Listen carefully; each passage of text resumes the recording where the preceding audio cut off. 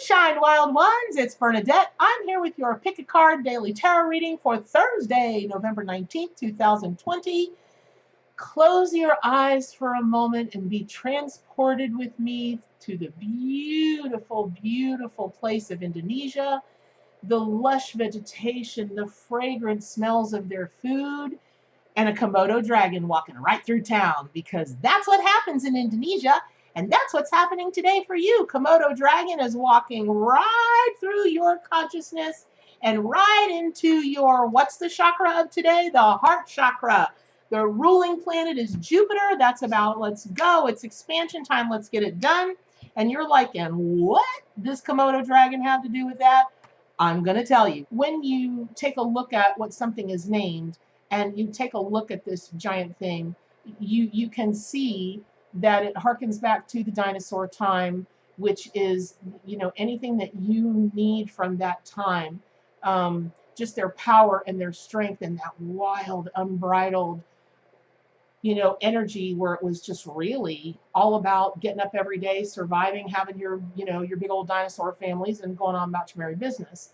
And when you take a look at the reptile energy, that can mean that you've got a really great armor, or that you need an armor right now, because Komodo dragons, man, that armor, kind of their skin is like, if you can penetrate that, you are doing great. So you may have a call today that while you're moving through your day and you're going and you're getting things done, let's get it done, that you might want to have a thicker skin.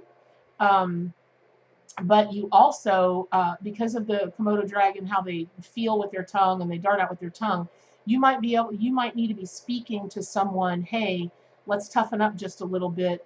Let's, maybe not take things so personally. Let's, understand that not every jab that comes to you is like, the slice of death or whatever. So just lighten up. And while the Komodo dragon, with all 200 pounds of them, y'all, did you know they can be 200 pounds? That's big for a lizard that comes shimmying through your village. Which, by the way, let me go back to that. In Indonesia, where Komodo dragons are, but prior to that, it was just discovered, I don't know, like 2005, 2006, that Komodo dragons might very well have started in Australia and then somehow made their way to Indonesia when the whole, continent shifts changed and people went hither, thither, and yon. And I don't really know the whole history behind that, but I do know that Komodo dragons are thought now, in modern times, to have originated in Australia. So you've definitely got to take in the Aboriginal culture. Remember, y'all, they were the first civilization, the first culture on this earth. And so you want to talk about ancient wisdom and ancient ways, and just, don't get me started on the Aboriginal culture. So we'll be here till next week, or until I can get to Australia, which I hope is soon. So use the most wise wisdom that you can have today. That's something that Komodo teaches. And not just use it for yourself, but again, with that tongue, let's speak that wisdom. And if you notice, I'm avoiding the word truth, because the animals are saying, no, this is not about speaking your truth so much as it's about speaking your wisdom. Because the truth that you might want to speak in the moment might not have to do with the wisdom. It's said that, how do they say it? That intelligence is knowing what to say, wisdom is knowing when not to say something. And so you might find that in the wisdom to say something, it might be speaking it out loud, it might be holding it back. There could be any number of ways, but again, today is a lot about that, and it does have to do with centering around that armor, that protective, thicker skin kind of thing. Now, having said that, let me say also this. Komodo dragons have always, really, literally, up until like 2009, I was so blown away by this, because I just found this out. I was really prepared to tell you guys this whole thing about, is it the disease that kills you, or is it the bite, that kind of thing, because that's really wrapped up in Komodo dragon energy, because their jaws, those teeth, I mean, they can take down prey that is easily their size or bigger. And they can eat so much in one sitting that it lasts them. They can go a month without eating. So before I move on to the whole thing that I just discovered about what it is that actually kills their prey if they don't kill them with that. And I know this is a little crunchy and creepy and gross, right? I totally get that. But metaphorically speaking, you guys, just from the, if you just break it down to its pure shamanic components, and I don't do happy bouncy Bernadette readings, and it will be happy bouncy Bernadette reading. It will turn into that. But, you know, listen, if you're going to work in the shamanic circles, it's not necessarily, you know, or the shamanic space, and in particular the spirit, totem, and power animal space, it's not so much always airy-fairy, hunky-dory, you know, angelic. Remember, there are warrior angels that will kick your butt and kick anybody else's butt. And so it is in the shamanic space. Sometimes you have to talk about the nitty-gritty, and Komodo Dragon is definitely an animal that brings that, but there's a surprise ending. So we'll get to the reveal in a little bit. But when you take a look at their eating habits, their hunting habits, whatever it is that you're thinking about consuming today or getting to later consume, get enough of it. Make sure that you don't leave yourself hungry at the table. Make sure that you've got enough to sate yourself for a little while. And that way, if you need more when you want more, it's there. And if you don't need more because you don't want more for a longer period of time, you've got all the resources available to you that you need. And some of that can be, oh my gosh, I can't even start going into a list. We'll be here all day. But you'll know in your heart chakra what that means for you, that resourcefulness, making sure that you have the abundance, making sure that you have ample, you know, store piles of what it is that you need. Animal, vegetable, mineral, you know, finance, whatever. It can be whatever. So, all of that being said, probably the biggest thing that the animal allies want you all to know today, because the whole first part of this really was a preamble, it was a lead up to this, which is the female dragons can reproduce without a male dragon. They don't need any kind of fertility to fertilize their own eggs. And it is such a big, gosh, just such a big message. And that's called parthenogenic, parthenogenic,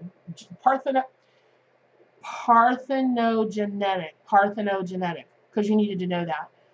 The ability to reproduce, to fertilize your own eggs and reproduce on your own. Nonetheless, it is, oh my gosh, the call for independence, the sign, the omen that the Komodo dragon sends for independence. And that doesn't have to be just females, because, you know, men fertilize all kinds of things. They fertilize for families, and they fertilize for their businesses and their work and their whatever. Whatever you need fertilized, today is the day to realize you can do that on your own. And you're probably being called to do that on your own. You're probably being called to be very independent and move forward, especially on Thursday, with you. You're the one, you're the apex, you're the nucleus. And it won't be scary. You've got it. You can do this. The other thing is, yes, move forward independently, but remember, Thursdays, they are, they're the heart chakra day. And so whatever you want to move forward with, you want to be clear that you want to move forward with, and that can only come from your heart. So if you've got to take a little bit of time to sit today or for a day, a month, a week, a year, it doesn't matter. But be very, very clear that you're feeling this from here, because when you strike out on your own, that's a choice you've made. And yes, if you start to, you know, teeter-totter or, you know, start circling the drain, I've got to believe that there will be folks there to help you, but maybe not, because maybe you've set it up where it's you and only you, and maybe you like it that way, or maybe there are lessons you need to learn about independence or whatever. But the idea is that Komodo dragon, especially because Komodo dragon is considered such, I mean, this critter is so honored and revered in the Asian cultures. I've got to believe that this is pointing toward just the most amazing revolutionary changes, and all because you did it. You're the one. You stepped up to the plate. You gave life to whatever it is you're giving life to, and dang, you know, your friends should be like they do for Komodo dragons in the Indonesian villages. They leave fruits and vegetables and stuff out for them to honor them, honor the gods, honor their spirits. Maybe your friends need to be leaving fruits and vegetables out for you, you know, better than Santa Claus. Although I could probably eat a sugar cookie right now. Oh, dang, y'all, I could eat a sugar cookie. So, who am I kidding? I would just eat a tablespoon of sugar. So, there's some kind of big thing about that for you all today, about the independence and the fertilizing your own egg and the giving birth and the moving forward, and it's just this amazing creation. But what's so cool is it's going to have all this ancient energy behind it. Now, that sounds very heavy duty, right? And it is. But listen to this. As I have often said, I freely acknowledge that I probably assign human emotion to animals. Okay, that's because I've observed it. I've just sat back and watched, and another video for another day. But there are all kinds of instances, especially Komodos in captivity, you know, because they're an endangered species, you guys, and we're doing everything we can to try and save these. God love them. They play like a horse would play, like a bear would play, like a hamster would play, like a dog would play, like a cat would play. They are really engaged animals, and they can get really depressed if you don't give them stimulating things to do, especially when they're captive. And that tells me that, again, going back to the, y'all, I cut my bangs the other day, and every day I wake up and I try to do my hair, and I look like dang Superman with that one little cowlick. I'm going to have to lacquer that thing in place for the next video. But whatever you do from your heart, I really encourage you to have it come from a place of joy. If I do this, if I follow my heart and do this, it will bring me joy. Not I feel obligated, not I feel like it's an I have to. Even, you know, my niece is a trauma nurse every day for years now. And do you know why she does it? Because, yeah, okay, so she's an adrenaline junkie, and beautiful. God, she got all the looks in the family. And, well, my nephew, they're like Barbie and Ken. We don't even know where they came from. So, yes, does she do it for adrenaline? Yes, but the joy that it brings her to help bring people back from the brink is unparalleled, because she knows what that can do for somebody, and she knows what it's like to feel that terrified. And she loves cheating. She loves cheating death. And she's not really cheating death, you know, that's a whole conversation about secret contracts and whatever. But she loves what she does every day, no matter how bad it gets. And it gets bad, y'all. Trauma, ER trauma nurse, it gets bad. She's seen it all. Believe me, she's seen it all. So understand that as you're making this decision, and you're calling on ancient wisdom, and you're calling on Komodo Dragon, and you're gonna, you know, you're gonna get pregnant with and gestate and give birth to this thing on your own, this great strikeout for independence, it's got to come from a place of joy, something that's truly going to bring you joy. Now, one of the other things is the thing that I was going to tell you guys later. And by the way, that was the big reveal that Komodo dragons love to play like kittens or dogs.